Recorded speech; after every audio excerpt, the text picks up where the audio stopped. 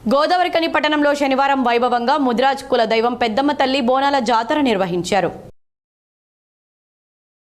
గోదావరికని పెద్దమ్మ తల్లి ఆలయ చైర్మన్ సబ్బు మల్లయ్య ఆధ్వర్యంలో ఆషాఢ మాసం సందర్భంగా పెద్దమ్మ తల్లి ఆలయంలో పట్నాలు వేయడానికి నిశ్చయించగా ముందుగా పెద్దమ్మ తల్లి దేవాలయం నుండి మహిళలు బయలుదేరి పుట్టకు నీళ్లు పాలు పోసి పట్నాల కోసం పుట్టమనుని తీసుకుని వచ్చారు.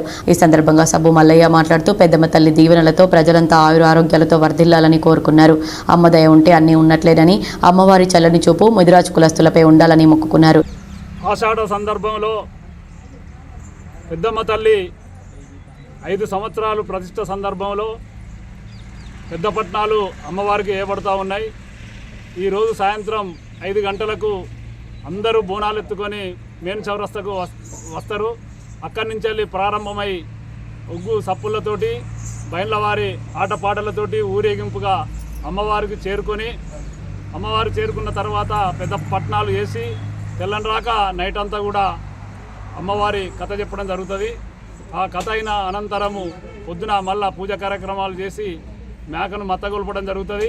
ఆ మత్తగొల్పినాక తర్వాత కూడా అందరికీ మొక్కులు తీర్థప్రసాదాలు కూడా అందజేయడం జరుగుతుంది.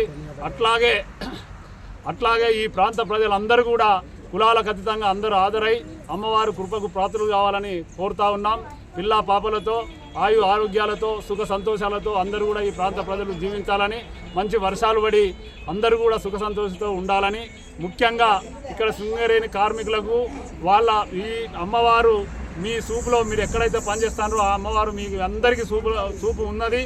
ఆ సూపు ప్రకారమే అమ్మవారు మీ అందరికీ దీవెనలు కూడా కార్మికులకు దీవెనలు ఇచ్చి అందరిని చల్లగా కాపాడాలనేటువంటి నిత్యము మీ ఈ ప్రాంత ప్రజల మీద కార్మికుల మీద నిత్యం కూడా పూజ చేయడం జరుగుతూ ఉంది. దాన్ని మీరు ఆలోచించి అందరూ కూడా ఈ అమ్మవారి కృపకు ప్రాతులై అందరూ కూడా ఈ కార్యక్రమాన్ని విజయవంతం చేయాలని ఆలయ కమిటీ తరఫున కోరుతాం.